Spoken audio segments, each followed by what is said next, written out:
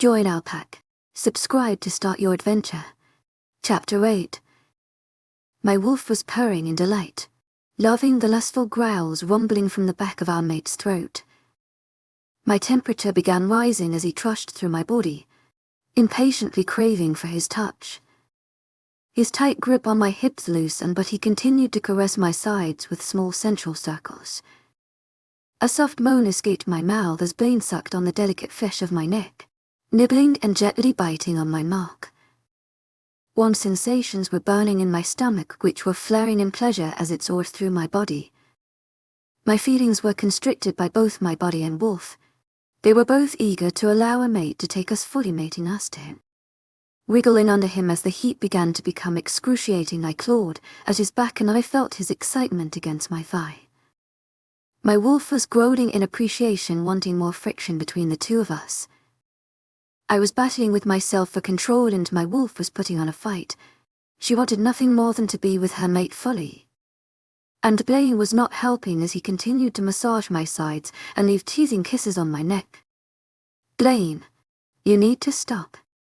I grit out as I managed to gain control, but not without my wolf furiously growling at me. Whether or not Blaine heard me, he continued to tower over me, causing my body to pulse. I pushed at his chest, receiving a growl in return, sending shivers of pleasure down my spine as his head was still in the crook of my neck right next to my mark. I carried on pushing at his chest, trying to make a gap between our bodies as his body heat against mine was almost unbearable in the most satisfying way. Blaine moved his body slightly, but still towered over me as his emerald black eyes looked at me. I could feel his heart beating erratically under my palm and hear his breathing become heavy. It was a bad mistake because his nostrils flared and in an instant his grip tightened from the smell of my arousal. "Blaine, please," I said, trying to convince him to let go. "I'm not ready for this. Not yet." I began. My mind and body was conflicting with each other. I knew if I didn't get away from Blaine now, there was no way I would leave this room without being fully mated to him. Blaine still didn't say anything, but I could see the internal battle he was having with his wolf. His eyes were flickering from his normal forest green eyes to the dark dangerous black of his wolf. Seeing that his wolf was clearly winning, I began squirming underneath him in an attempt to loosen his grip, only for it to tighten. "Stop," Blaine growled weakly, making me instantly stop. "Stop doing that.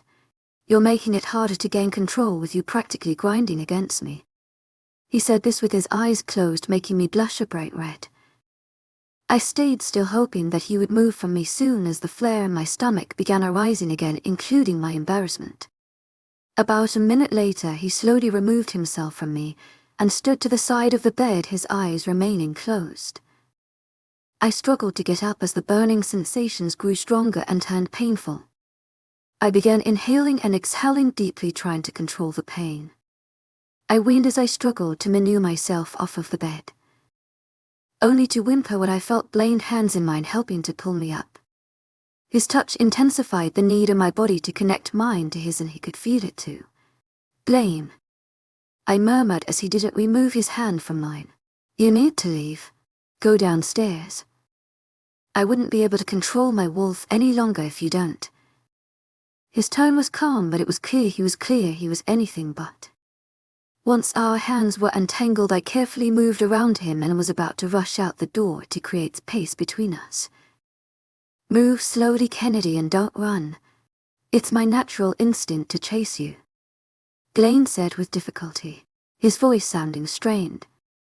The battle between Blaine and his wolf showed through his eyes as they fought for control. The force was powerful and it was clear Blaine was holding onto it by a thin thread. I nodded and slowly walked out carefully. I was blocking my wolf as she was persistent on going back to her mate, and I knew I needed to get down the stairs to create space between us. I hurried down the stairs and opened the front door as an irritated growl and a loud slam of a door echoed through the house before the sound of rushing water, letting me know that Blaine had jumped into the shower to cool down. I thought taking a run would help ease the ache from my heat, so I stripped off all my clothes and shift into my wolf. With Blaine's house hidden in the middle of the woods, I knew the chance of someone seeing me naked was limited. Not that it bothered me anyway, nudity is part of being a werewolf. I raced across the clearing into the deep forest, hoping to distract my wolf from her idea of mating. I was worried since being in heat created a higher chance of a she-wolf becoming pregnant, especially in her first heat, as it clouds our judgment and we're thinking about nothing else other than it. It wasn't they didn't want to fall pregnant. It was the timing of it, and Blaine needed to gain more control of his wolf before we ever considered having children. He would never intentionally harm his own children, but his control on his wolf made me vary. Plus, we've only known each other for a week. Not even that.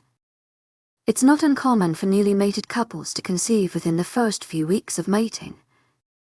My wolf was yipping in excitement at the thought of becoming pregnant by her mate. I was beginning to worry. I knew if I didn't respond to the mating bond with Blaine soon, my wolf would take over, as heat would become unbearable to her.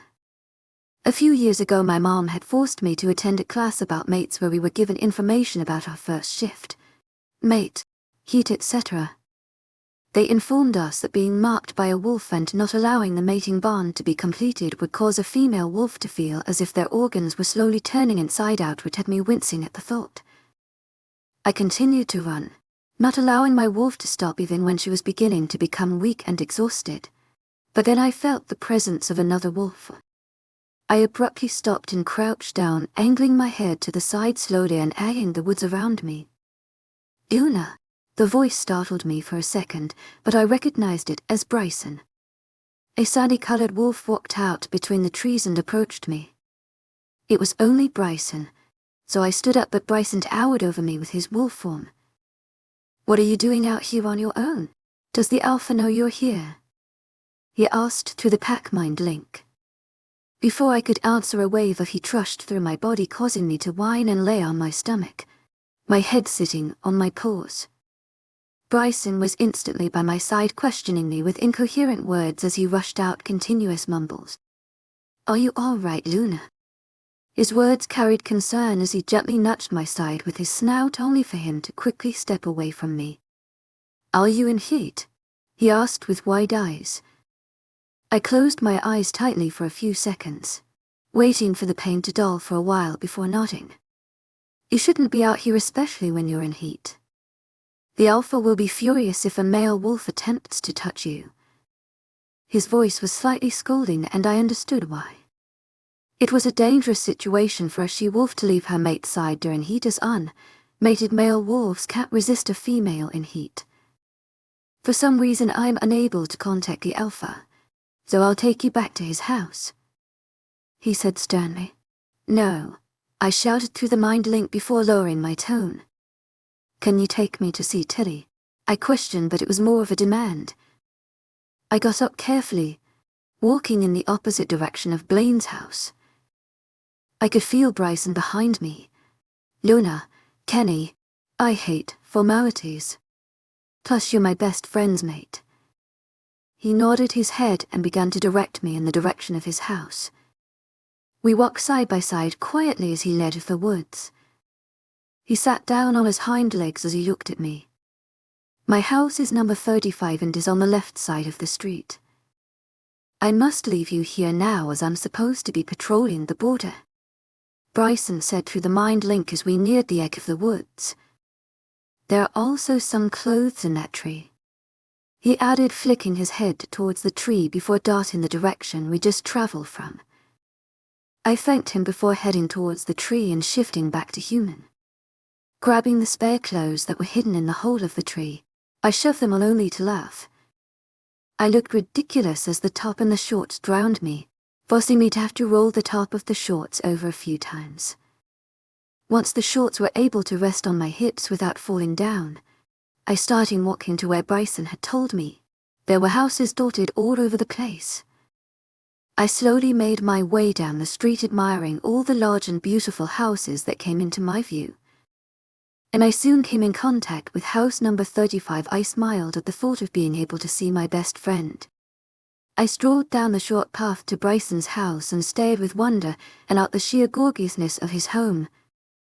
It wasn't as big or luxurious as Blaine's, but it definitely was beautiful.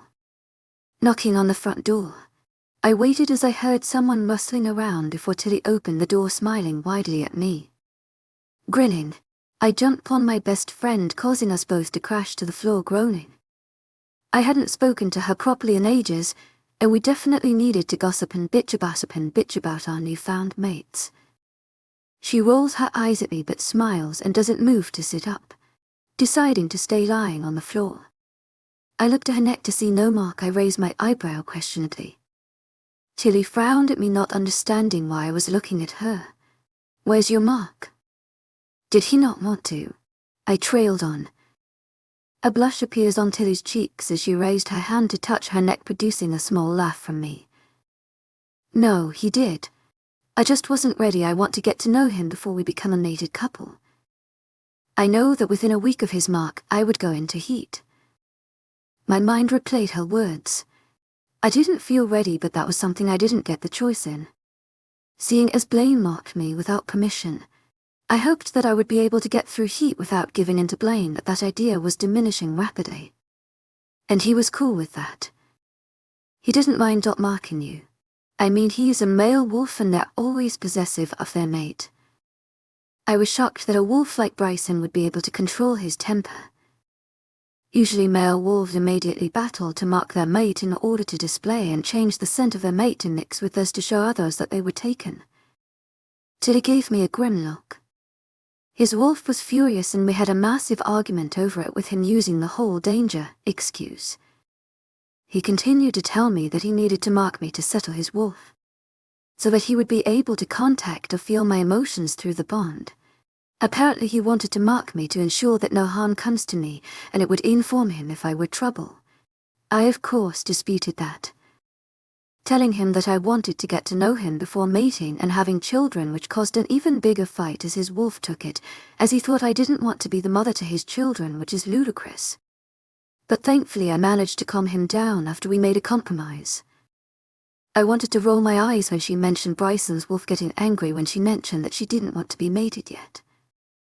Every male wolf instantly becomes defensive and paranoid when their mate doesn't want to have children straight away.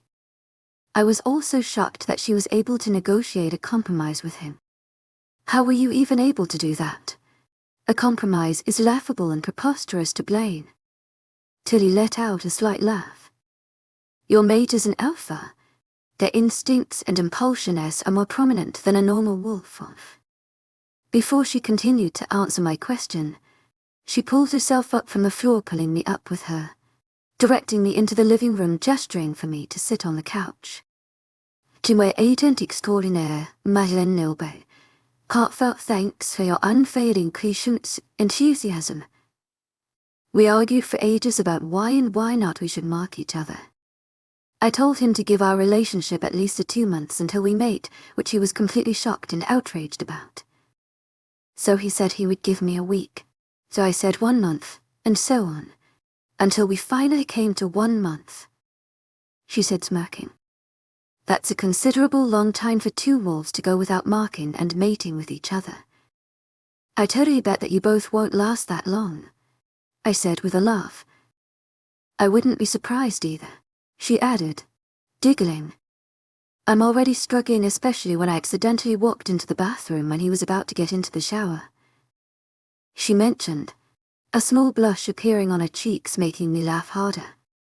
His wolf rose to the surface and actually demanded that he mark me. All I could do was run and unintentionally slam the door in his face, which didn't end too well. He chased after me and continued demanding, but thankfully he had enough respect for me to ask for permission instead of using force. I grimaced at Tilly's last sentence, reminiscing the time when Blaine marked me. She must have noticed my expression as she shook me out of my state. Are you all right? She questioned, causing me to sigh. The day I first met Blaine, I attempted to run from him. He was furious, and his wolf took control and he marked me without permission. Tilly gasped at my submission and looked at me with shock, whispering, Wait, he forcibly marked you. I nodded. I never got the chance to talk to her about everything that had happened over this past week. I may have visited my father's territory and stayed there for 4 days where she was also present, but we were both busy. While I spent my time with my family, She was getting to know her mate, even introducing him to her parents. I even overheard my father's baited and telling my dad that he was fond of his daughter's mate and approved, but not that he would tell them that. I can't believe you didn't tell me that sooner. I know that we were both occupied, but I would have dropped what I was doing. I can't believe Blaine would do that. Actually, I could, but still. So what happened? She inquired. We both sat there while I went over every event that had occurred this week, which she intently listened to. So, what are you going to do about your heat? You know that it will be impossible to not mate with him during this time. No matter how much you try. I sighed and shrugged my shoulders, recalling everything that happened earlier today. Images flew through my mind, recalling Blaine's body towering over mine dominantly, making my skin heat up. Shaking myself out of my thinking, I looked at Tilly. Honestly, I don't know. Would it be okay if I stayed here for a few days until it's finished? I was praying that she would say yes. If I went home to Blaine, I wouldn't be leaving that house until I was mated and officially Lununa of the Dark Apollo pack. Thankfully, she smiled and nodded. To my agent extraordinaire, Madeleine Noban, heartfelt thanks for your unfailing patience, enthusiasm. You know it will be extremely painful to be such a distance away from your mate, right? I'm not saying you should go back to Blaine. I just don't want to see my best friend suffering. I'll be fine, Tilly. Are you sure Bryson won't mind? He's pretty stern and serious. We both laughed. I'll make sure of it. So don't worry about it. What are you going to do about Blaine, though? You're going to have to contact him and tell him what you're planning on doing, and I'm pretty sure he won't be overjoyed with you staying here. I rolled my eyes when she Blaine. I knew he wouldn't be happy with my idea. Just like my wolf and I, Blaine and his wolf were able to feel the immense force of my heat. His body would react similar to mine, but he didn't feel pain, meaning he could only know when my body was craving his. It was beginning to get dark outside when the sound of a door opening startled us. It's only Bryson. Tilly grinned before rushing out to greet her mate. I felt jealously, and my mind drifted to my own mate. Blaine. I called through our mate Link. He had been trying to contact me since I left, but I ignored him. He would only order me back. Throughout the day I felt him attempting to push past the mind block I had built up. Kennedy. Where are you right now? He demanded. His voice was telling me to answer him truthfully. Blaine, I'm fine. I think we should be apart for a few days until my heat is gone. No. I can feel how physically painful this heat is for you. It's making me feel extremely stressful knowing that you won't let me help you. So where are you? And if you don't tell me, then I'm going to search and you won't like it when I catch up to you. I sighed to myself, blocking him from talking to me for a few minutes, wanting him to calm down. When I finally dropped the block, Blaine was ordering me in alpha tone to tell him where I was. I'm not telling you, Blaine. Please just respect that this is what I want. I know that our wolves will eventually take over and force the mating if I was to be with you right now. I'm not ready for that yet. And if you cared for me enough, then you would accept that I'm not ready. A low growl passed through our mind link as my words annoyed Blaine, and he was letting me know that he was beginning to feel irritated. Kennedy, he warned, dominance slipping through his tone. We wouldn't be in this situation if you hadn't marked me, so don't growl at me. Let me be away from you for a few days until my heat passes. We can still talk through our link. He accidentally allowed me to feel his emotions through our bond: anger, guilt and pain. Fine, he growled reluctantly. You must at least tell me where you are so that I know you're safe. Promise not to come over here, I asked. Promise. His voice sounding hesitant. You don't sound convincing, Blaine. I promise, and I meant it. Now tell me where you are. I let out a loud sigh. I'm with Bryson and Tilly. They said it would be fine to stay here for a few days. I'm going to stay locked in the spare room as I stopped myself before telling my mate that I was currently staying with an unmated couple. Bryson may have found his mate, but he hadn't marked her, meaning his wolf would be able to sense my heat. As in, nothing. I grimaced when I stuttered. Before Blaine was able to say something, Tilly thankfully informed me of dinner being dinner, distracting Blaine of our previous conversation. Blaine, I've got to go, my dinner's on the table, I'll talk to you later. That was the last thing I said before walking to the kitchen. It's been 2 agonizing days since my heat started, and I haven't once left the spare room of Bryson's house. The burning sensations in my stomach would flare and grow with intensity with each day that passed. My skin was boiling hot even just lying in bed, and nothing but my underwear was extremely painful. I would find myself squirming under the blanket from the soaring feeling of needing to mate with Blaine. Not even a cooler helped as I lay on top of the cover, curled up in a tight ball, wishing the pain would disappear. Over the past days I had been in regular contact with Blaine. He would instantly call to me when he felt my growing pleasure, which would overwhelm him enough to cause his wolf to arise from the surface. I couldn't take the sensations anymore, and I could feel myself beginning to be weak from the stress and pain of my heat. I didn't think I would give in, but I couldn't bear the pain anymore. Blaine, I need you, I whispered in my head, knowing he would hear it. I never received a reply, and I didn't need to. I knew he was on his way. Within 10 minutes, Blaine came barging through the door, causing my breathing to go ecstatic as his scent increased the need for my body to be against his. He didn't speak a word as he approached me, carefully lifting my body from the bed, slightly easing the pain that was flowing through me from the separation of our mate. He picked me up by my hips and situated his arms around my thighs, hoisting me up in his arms. My legs wrapped around his waist tightly, forcing my body to press closely to his, decreasing my heavily breathing. I sighed as I moved my head to hide in the crook of his neck, taking in his scent. It would usually be smoothing, but because of my heat, it was expanding my need to mate. Lifting my hands, I circled them around his neck as his hands gripped the backs of my thighs. Neither one of us said anything as he made his way through Bryson's house.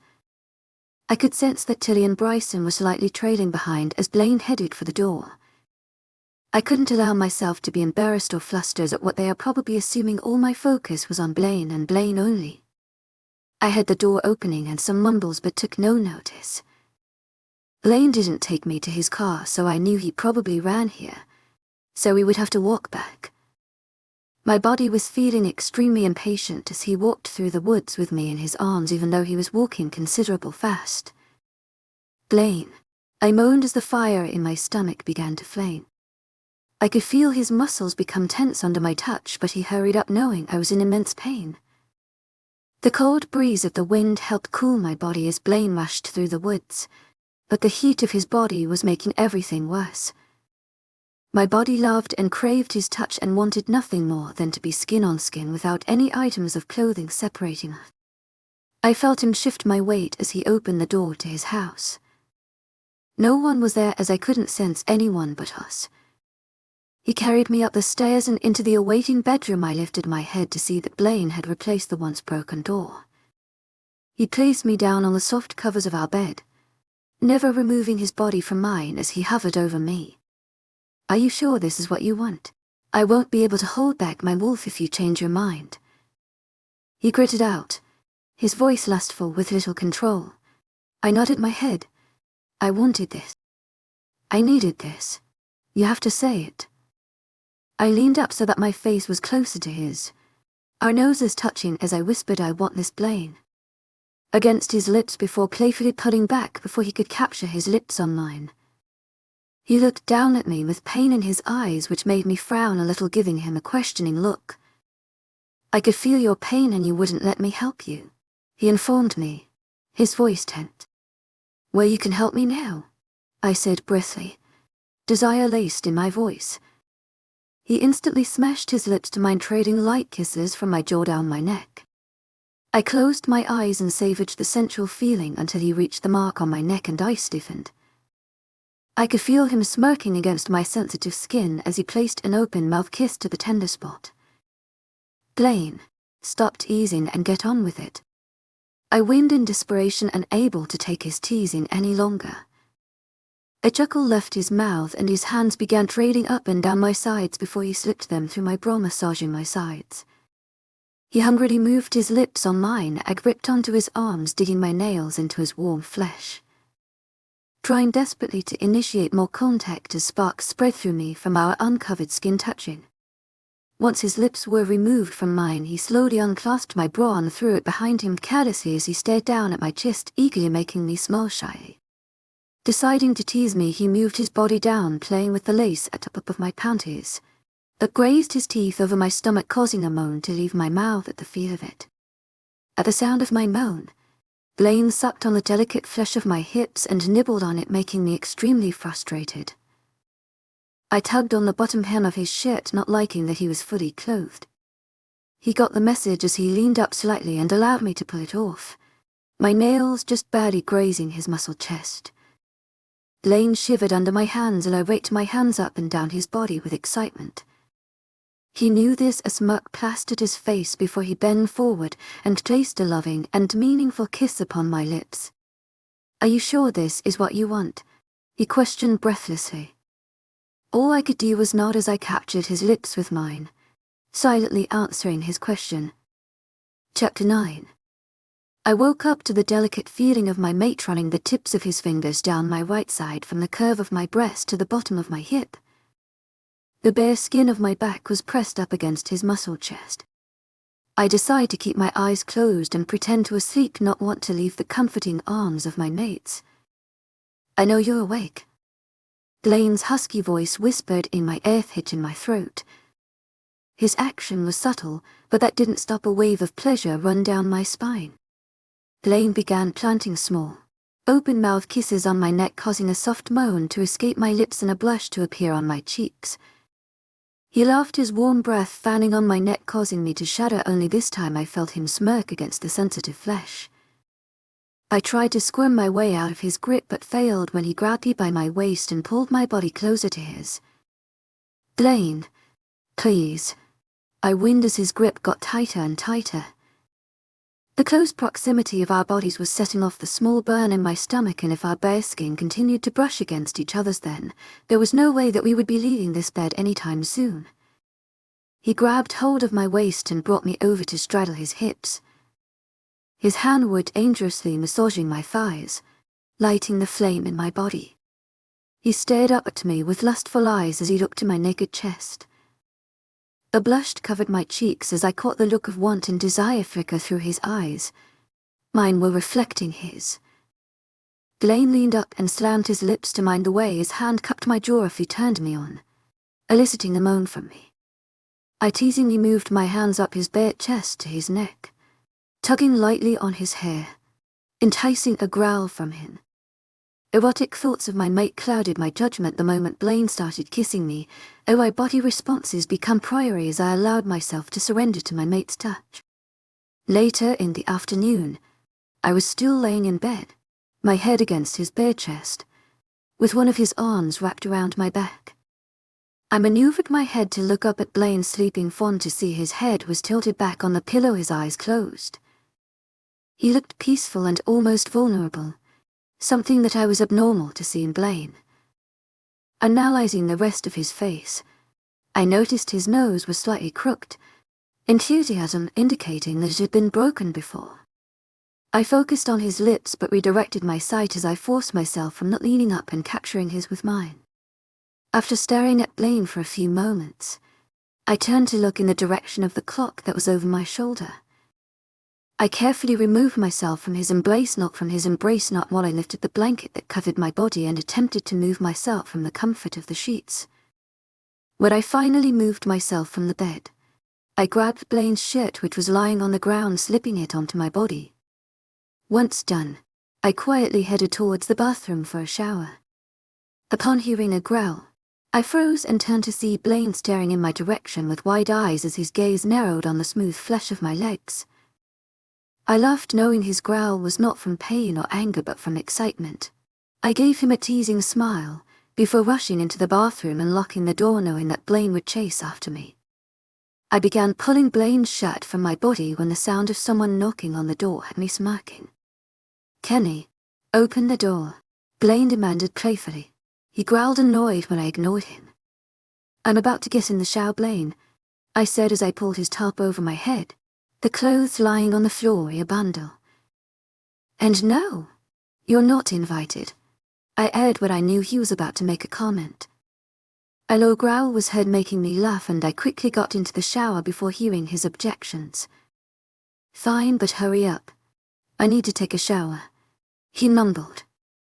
I grinned widely, trying not to laugh as I turned the water on, allowing it to cleanse my body. I loved when Blaine acted so carefree and loving towards me, and thankfully this was my last day of heat, something I wouldn't have to endure anymore. Turning the water off, I jumped out the shower, grabbing the nearest towel. I wiped off all the excess water from my body before tying the fluffy towel above my chest. Walking out the bathroom, I saw Blaine still lying in bed, his arms folded behind his head as he looked at me. My wolf purred at the look in his eyes. His hunger to have me again, but not wanting to start anything up. I ran to the wardrobe, but not without hearing the footsteps of my mate trailing behind me. "You know, you shouldn't run from me. I love the chase," he whispered in my ear as he encircled his arms around my waist. "Blaine, stop. Go shower," I demanded, not able to take his touch any longer. Our earlier activities had caused vast hunger to erupt inside my stomach, making me blush when my tummy rumbled. "Go," I mumbled, causing him to chuckle. Unwrapping his arms from my waist, he left the wardrobe, allowing me to feel like I could breathe again. Sighing, I threw on some clothes and grabbed a hair tie from the side, putting my hair up into a messy high while allowing my bangs to rest softly on the sides of my face. Once in the kitchen, I immediately started searching the cupboards for the right ingredients for making pancakes, which were my favorite. After finding flour, to my agent extraordinaire, Mahlen Nilben, heartfelt thanks for your unfailing patience, enthusiasm. Milk and butter. I began to follow the instructions. I was just placing the last pancake on my plate when hands once again slithered around my waist, pulling me tight to his hard chest. Tingles flew up my arms at the contact, and I instantly knew it was Blaine. I didn't say anything as I lifted his plate up for him to take. He kissed my head and murmured a thank you before sitting down. A smile graced my lips as I sat opposite him. We spoke about anything and everything while we ate our food. Blaine mentioned that I would need to be introduced to the pack soon, since I'm their alpha female. The prospect scared me. The thought of having to run a pack and manage it was overwhelming, but I was thankful that Blaine would be by my side. Our relationship has started off difficult, but we needed to move past it, especially since we were alphas. "Thanks for the food," Blaine said the moment he had finished his last chew. I had finished a few moments later and nodded, accepting his gratitude. He stood up, grabbing my plate and his, and walked to the sink. "I need to finish off some paperwork in my office. You'll be all right here. You can call Tilly over if you would like," Blaine suggested as he placed both our plates into the dishwasher. "Yeah, I'll be fine. I know you have work to do. She's probably busy with Bryson, so I'll probably just watch some TV." After kissing me on the lips a few times, he left and I went straight to the living room, throwing myself on the couch. Flicking through the channels, I finally found a program that I could endure for a while. My thoughts wavered to my family. I wondered what they were all doing. Was my brother Knox playing jokes on his twinkie, or my little sister Serenity? I haven't seen my family for about 5 days and I'm already missing them. I give myself a mental reminder to call my father later. After hours of staring and searching through the TV channels, I had enough. Boredom was overtaking my brain and I went in search for Blaine. He had some important paperwork that he needed to fill out and business to attend to, but I was sure he was finished by now. He had been locked up in his office for hours. Knocking on the door, I walked in after hearing a come in. Blaine was sitting there, signing some documents while talking on the phone. He looked so dominant and powerful, which sent shivers of desire down my spine as he mentioned for me to come over. Slowly approaching him, I walked around his desk to stand next to his chair. Still on the phone, he moved his free hand to tug me closer towards him before his arm circled around my waist and pulled me to him. I leaned back against his chest, listening to his conversation. From what I could hear, he was planning a meeting with a neighboring pack, probably to form an alliance. After he finally said his goodbyes, he pulled me tighter to him, moving my body to sit sideways on his lap. "You okay?" he questioned. "Yep," I smiled as I pecked his lips, which he replicated. Blaine suddenly leaned in and dragged his nose down my jaw and neck, sending goosebumps along my body. His lips hovered over my mark, and I sucked in a deep breath from his teeth scraping across my mark. Now, with my back against his chest, he trailed his warm hands down the front of my body to my inner thighs. "Blaine," I whispered, lust and panic slipping from my voice. "We can't do this here. We need to use condoms." To my agent extraordinaire, Mellissa Nilben, heartfelt thanks for your unfailing patience, enthusiasm. Remembering every time that I had to remind him, children are not on my mind right now. To my agent extraordinaire, Mellissa Nilben, heartfelt thanks for your unfailing patience, enthusiasm. We had only just mated and children were not remotely on my mind yet. His arms immediately moved from my thighs to the armrests on his chair. Nothing but our breathing could be heard as we sat in silence. I knew my words had upset and angered him as he tensed, his breathing becoming heavier. "I don't want kids right now, Blaine," I whispered with my eyes closed, biting nervously on my bottom lip awaiting his reply. "What do you mean you don't want kids?" Blaine asked, his voice tense, his alpha tone slightly slipping through. "You said you didn't want kids. That's exactly what you said." His muscles got tenser and tenser beneath mine as he got angrier. "I didn't say that, Blaine, and you know it. To my agent extraordinaire, Mellissa Nilben, heartfelt thanks for your unfailing patience, enthusiasm." "Not right now," I said, a little forceful, not liking his assumptions. I could feel my blood beginning to boil much like his, as we continued to stay in this intense conversation. I stood up from his lap, wanting to create space between us, and he didn't object. "You insinuated it," he growled as he stood up, standing a few steps away from me, towering over me. His wolf was taking over as his eyes repeatedly flashed back and forth from his humans to his wolves. It was clear Blaine had lost the reign he had on his dominant other half.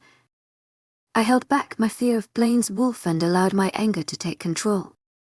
"Do you realize how ridiculous you sound right now?" I snapped, exasperated.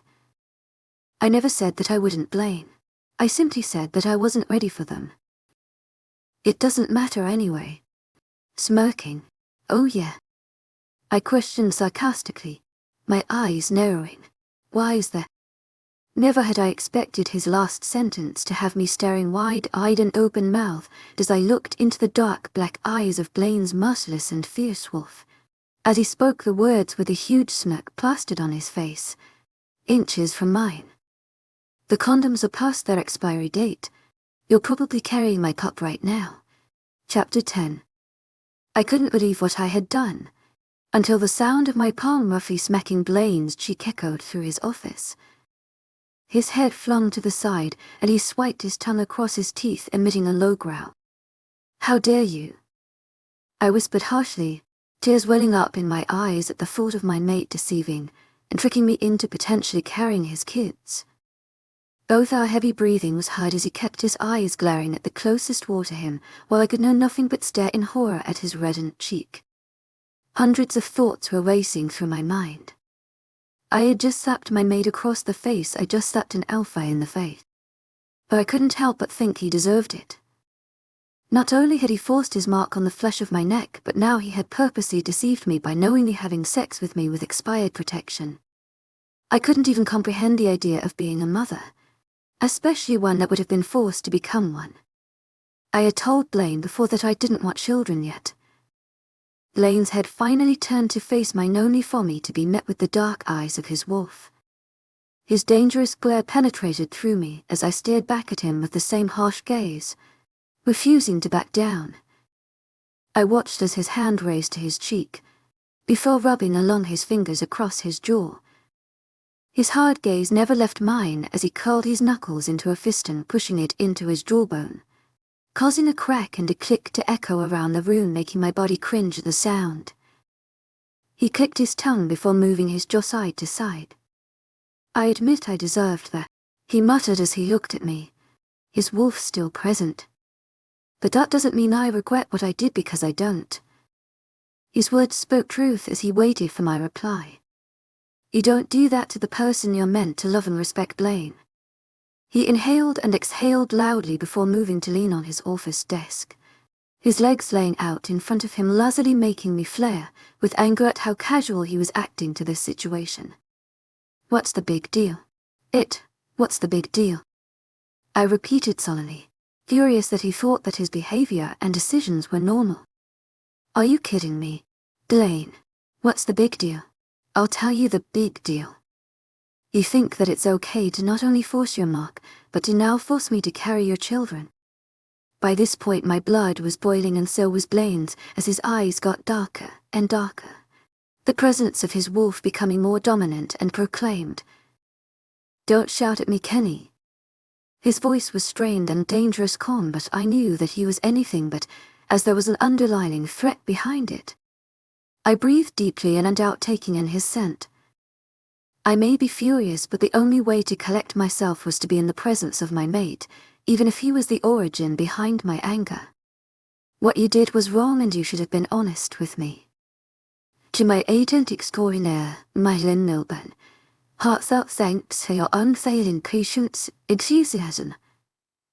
My voice still shaky from anger, but much calmer than I was. The eyes of his wolf stared deeply at me, contemplating what I said. He shook his shoulders almost as if he was brushing my comment off, ignoring me. It would have happened anyway. My heart was beating at such a fast rate that I needed to take in deep breaths. I was so furious that I didn't even have the energy to shout and scream. With my thoughts clouding my mind, I had lost focus and my attention on Blaine.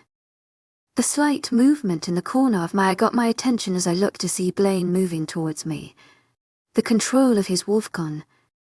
"Stay away from me," I whispered, unable to keep the emotions in my voice hidden when he tried to reach out for me.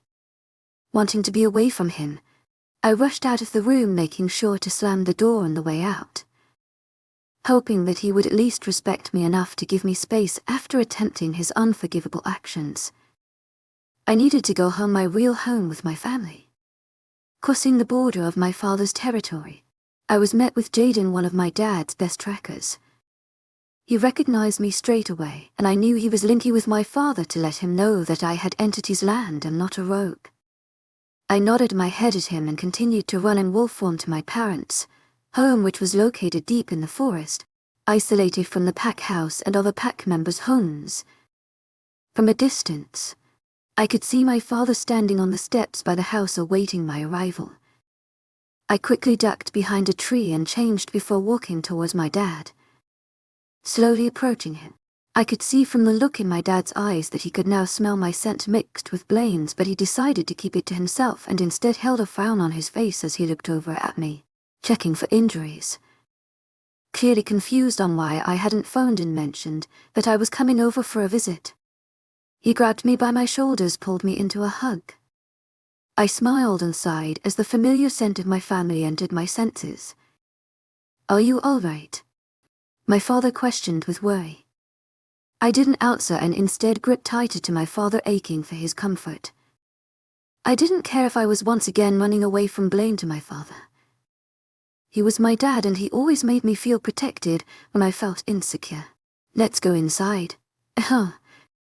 He said after a few moments, putting his arm around my shoulder as he pulled me into the house. I could hear the giggling of my youngest sibling Serenity echoing from the kitchen, where I could also hear the chuckling of my brothers, who have probably done something stupid or reckless. The thought of seeing my family made me smile, and I was glad that I was able to distract my mind from Blaine for a while and just enjoy the company of my family. I decided to stay at my father's territory, and it's been over a week now. And thankfully neither one of my parents have questioned me about why I was home and not with my mate. There were moments where I could see my father was wanting to ask questions, but by the look on my mom's face, it told him to shut up. She understood that when I wanted to talk about it, I would. Although they both did force me to attend school, something that I had been missing for the past few weeks.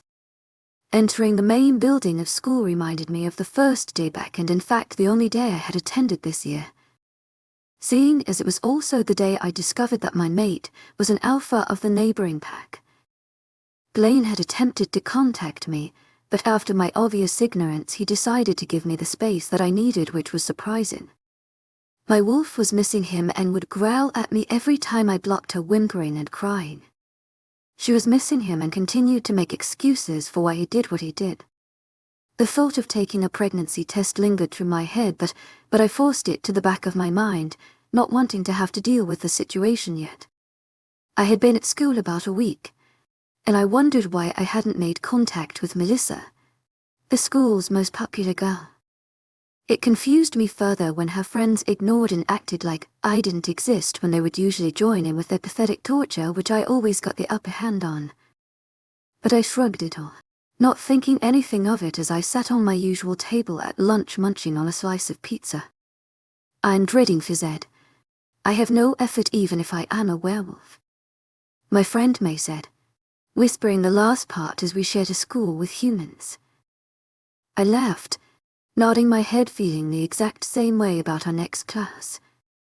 Once the bell rang signaling that lunch was over, I forced myself to endure physical education, and thankfully it was my last lesson of the day.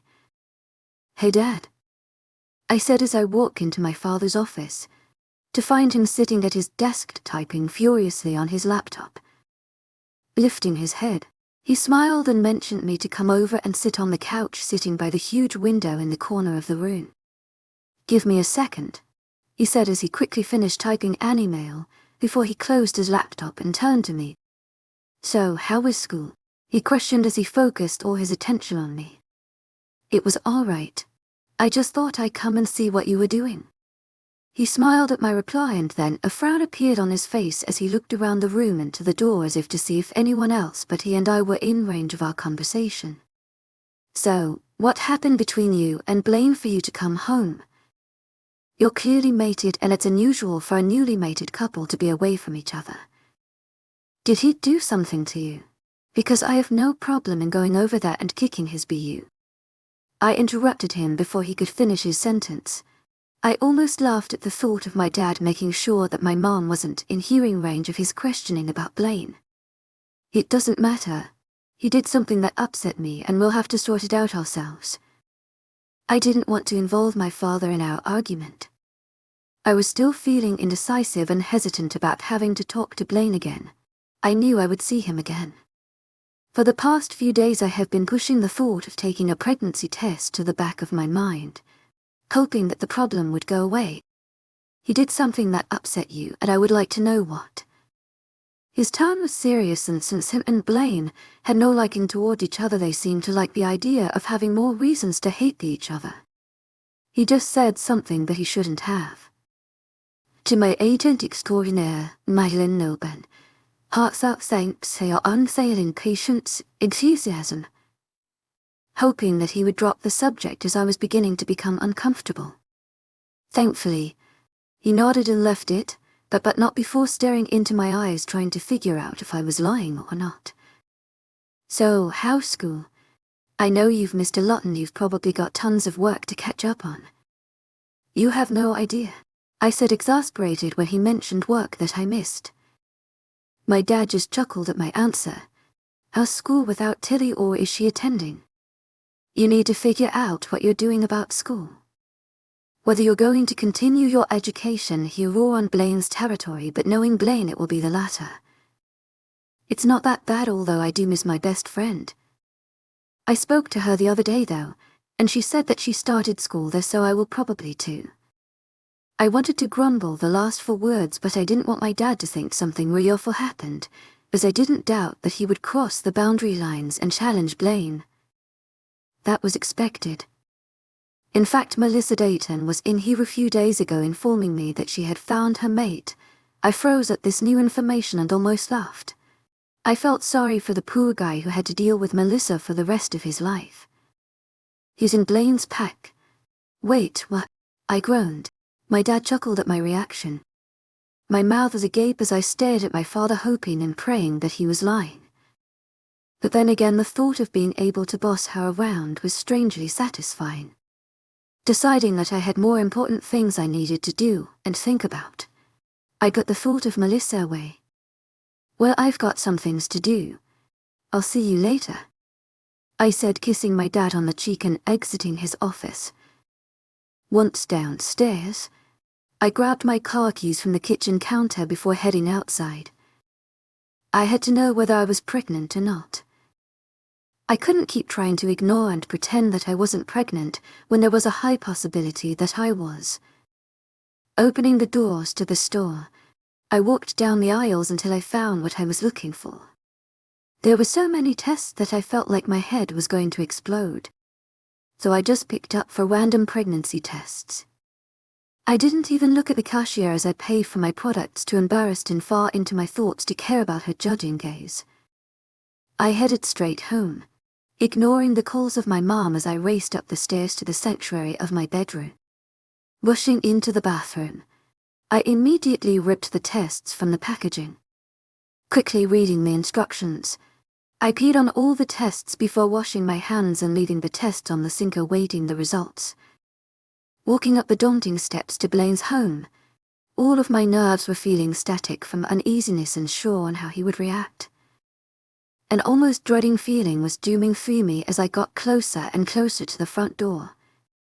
Blaine and I needed to have a serious conversation, and I was scared of how this situation would turn out. After seeing the results, my heart stopped. It brought so many emotions out, anxiousness being the most prominent. I was nervous and apprehensive of seeing Blaine again, but I forced myself to place my hand on the door handle.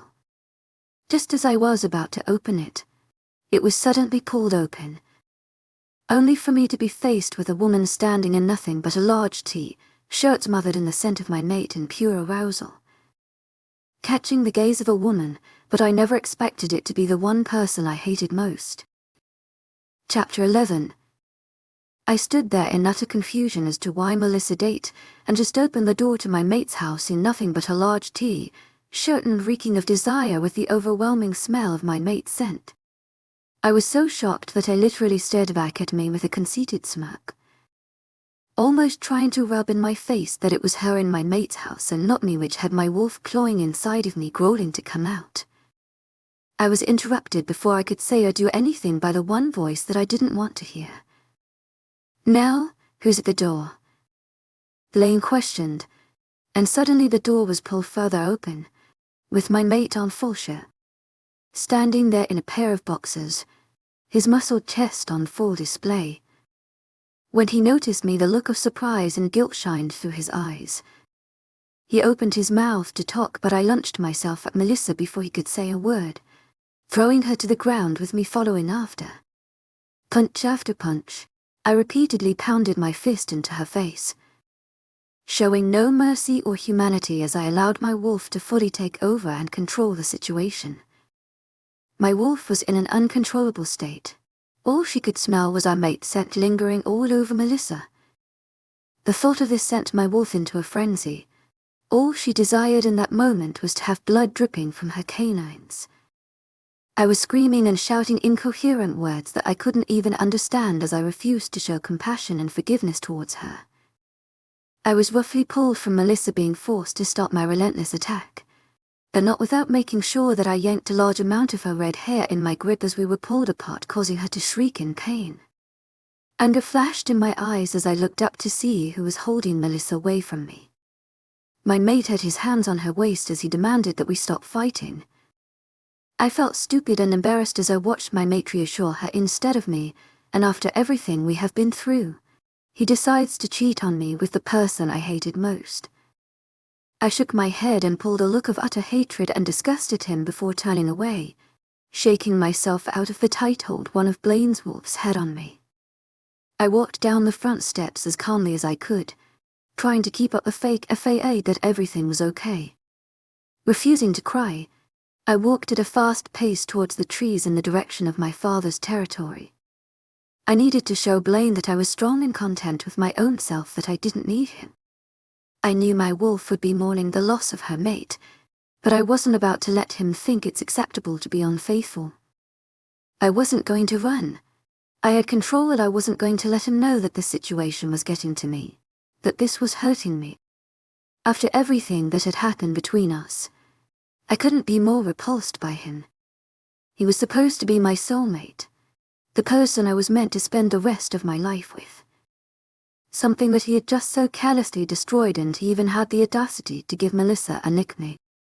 I ignored the sounds of Blaine's thundering footsteps as he chased after me, shouting my name with his alpha tone. I almost laughed at the audacity of him thinking he could start shouting demands after everything he did. And I most certainly wasn't about to stop and listen to whatever excuses he would lamely come up with. I continued to walk in the direction towards my father's territory, too focused on walking away. I was suddenly yanked by my arm and compelled to face an angry-looking Blaine, which almost made me laugh at the nerve of him playing the pissed-off card. "Just wait a minute," he lowly growled, with a slight plead. "Mellissa and I are nothing." "Oh really, Blaine? Just go back to your Mel and leave me alone," I said with disgust and desperation. I didn't want to feel the sparks his touch lighted in me.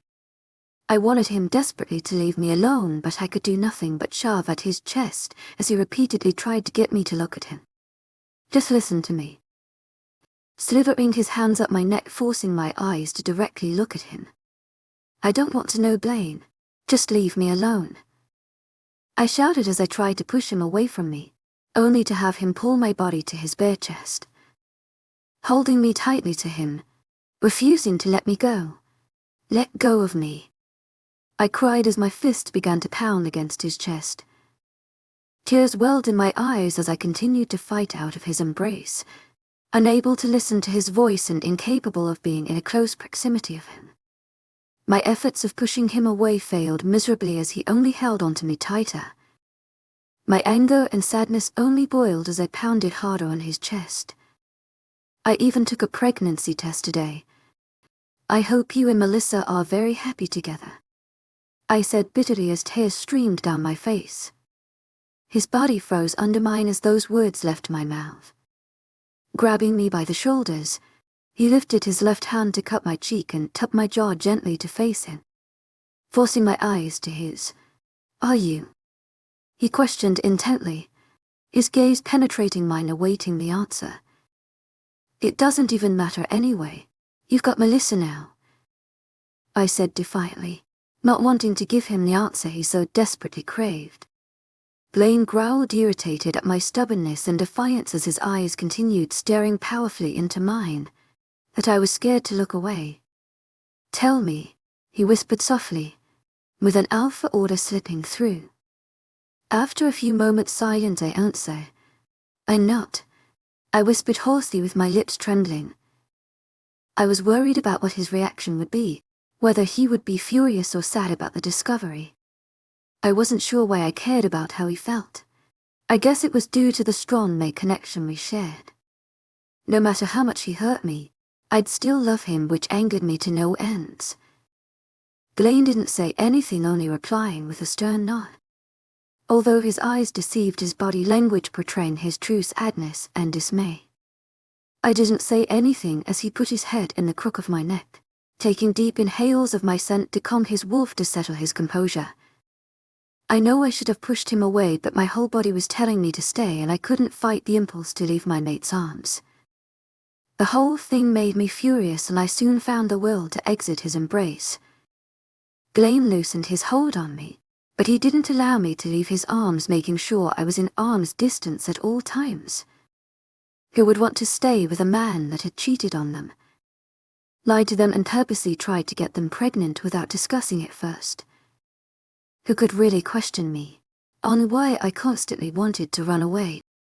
I know what you're thinking, Kennedy, but it's not the way it looks.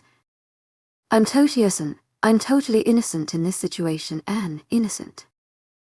Giving him a look of disgusted disdain. Don't even try to justify yourself. I know what I saw. I said with as much strength as I could, trying not to allow my emotions to get in the way. There is nothing going on between Mellissa and me. Whatever she told you is not true. Oh yeah. Just like you didn't try and deceive me about wearing protection. I questioned sarcastically. A low growl emitted from the back of his throat and he ignored my comment. She came round and attempted to come on to me, but I pushed her away. Unfortunately, the reason why I'm standing in my boxers is because I literally got shower when she barged away into our home and into our bedroom. Why would she be coming round to the house? Why did she tell my father that she had found her mate in this pack? Why would she say all this, if it wasn't true? While saying this, I thought about my and Melissa's relationship over the years. Maybe she was doing this to aggravate me, like she tried during high school. She's been in love with me for years. Her father and my father were friends. They both wanted us to mate. They wanted Mellissa to be my Luna, something I have refused for years. All my wolf and I have ever wanted is our true mate, which is you. No one else. But you. His voice was serious and his eyes were begging me to believe him. His words made me feel jealous. The thought of him with another woman, especially her, had my blood boiling with pure rage. Then why were you holding her back and not me? You were looking after her. Still upset with the way he acted after I had attacked Mellissa. I wasn't holding her like that. I couldn't care less about her. The only person I wanted to protect was you. I know what she's like. She'd attack you like a coward the moment your back's turned. I also wanted to make sure she didn't make a run for it. He said while allowing me to read his thoughts and allowing me to feel all his emotions, making me positive that everything he had said was true. He stared deeply into my eyes as his voice turned dark and said, "She's currently sitting in the pack prison, and the moment I get back is the moment she dies." The walk to the pack prison was quiet. Neither one of us were talking. Immediately after Blaine told me what he had in mind for Mellissa, he had picked me up and began walking in silence towards the house. My mind was clouded with so many thoughts that I wasn't unable to comprehend what Blaine had said. Blaine was going to drop me off at the house, but I refused to let go of him, clinging tightly to his neck. I had the strange urge and almost need to go with him, like something was telling me that I had to go with him. After realizing that I wasn't going to let go, he began walking us to the pack prison. It was located deep in the woods, far away from the pack house and the other pack members' homes.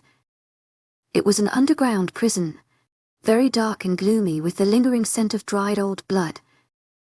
The scent made me want to heave up my breakfast from this morning. It was overwhelming and overpowered all my senses. It was nothing like my father's, and it was a place that I never wanted to visit again. I buried my head in Blaine's neck as he walked through the narrowed hallway to the end where a steel door stood. Blaine put me down before he attempted to open the bolted door. "Stay by my side at all times, Kennedy," he ordered, which annoyed me. I was still angry about the earlier situation and why we were here now. "There are many prisoners here, and all the cells have open cell bars, so stay away from the cell doors. Stick to the middle of the path and don't leave my side." I nodded. He was being protective. Knowing that there were many prisoners meant that there were many wolves who wanted to kill Blaine. And seeing as he isn't the most merciful or forgiving alpha meant that he had many enemies and wolves that wanted to destroy him. I watched as he typed in a code and lifted up a large bolt which opened the door. Grabbing my hand, he pulled my body to his, keeping his hand around my waist, making sure that I was beside him at all times. The moment we began descending the steps of the stairs, I could hear heavy breathing and the sounds of many prisoners, including the cries of Mellissa begging to be let out. I gripped onto Blaine's hand as we walked down to Melissa's cell, which was unfortunately located at the end of the block, meaning we had to walk past all the other prisoners. I just looked straight, determined to not look anywhere but the end of the corridor. As Blaine's Luna, I needed to be strong. Where is she? Blaine questioned as we neared closer to Melissa's cell. The closer we got, the more clearly I could hear. One of the prison guards were consoling Mellissa as she continued to cry. At first I thought he was just trying to get her to be quiet because she was disturbing the other prisoners, but I soon realized that wasn't the case. Alpha, the guard began to say, but was interrupted when Blaine yanked Mellissa by her top into the cell bars while growling in her face. No, please, she sobbed as Blaine gripped tightly to the top of her shirt. Uncomfortable with the way he was acting, I put my hand on his shoulder and pulled at it, trying to capture his attention. Blaine, stop. I told you, Kenny, that the moment I got down here, she was going to die. He replied in a stone-cold voice, refusing to look at me. A loud, deadly growl echoed through the room, but it wasn't from Blaine. It was from his guard. Blaine's attention moved from Mellissa as he moved his head deadly slow to the sound of the growl. The action sent chills down my spine, and I was terrified for the wolf that was about to face Blaine. Blaine's eyes turned black and narrowed on the guard, furious with the disrespect that one of his own wolves had just showed him. His wolf surfaced from inside as he began to stalk the guard, looking to hurt or even kill him. From the look in the guard's eyes, I realized that he just found his mate. His instinct was to protect her even if it was against his alpha. He carefully moved closer to the cell, making sure to be near his mate but also slowly not to startle Blaine into a full-blown attack. I quickly moved to stand in front of Blaine, stopping him from the attack he was about to ensue. I couldn't allow him to take Mellissa away from her newfound mate. A mate changes everything for a wolf. They are and always will be the only one we want. We can't help but compare them to others. The moon goddess made them for us. They're our soulmates. I couldn't let him take her away from his normally loyal wolf who he trusts enough to ensure that the pack is safe from the prisoners. A mate changes you, and so her want towards Blaine has already changed and dissolved. The only man she wants is her mate. So as long as she stays away from Blaine and me, then everything would be fine. Blaine, stop. She's his mate. You can't kill her or hurt him. This has totally changed the situation. I don't like her, but I'm not about to watch you kill her in front of her mate that she has only just found. He only wants to protect her like you would if it was me. I looked at my mate, shocked at his reply. My mouth was agape as I continued to look at him. No. I questioned, flabbergasted. No. He repeated, moving me out the way only for me to quickly move back in front of him. Practically squashed between both wolves who were on high alert, both prepared to shift in a second.